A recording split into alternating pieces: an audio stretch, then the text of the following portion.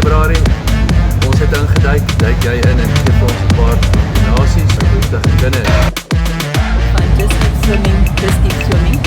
So dink aan ons en as jy 'n bydrae maak om ons te borg, het wonderlik wees.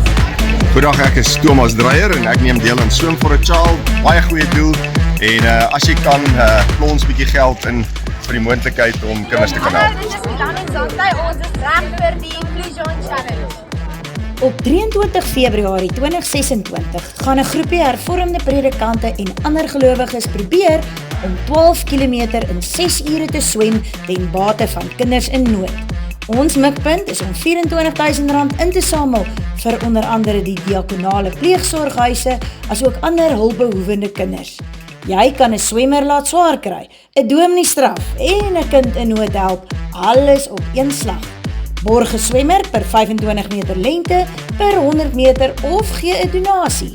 Kontak Dominee Johnny Young vir verdere inligting of besoek die nuwe winsgewende organisasie Plesion se webwerf by plesion.org.za en klik op die skakel Swim for a Child.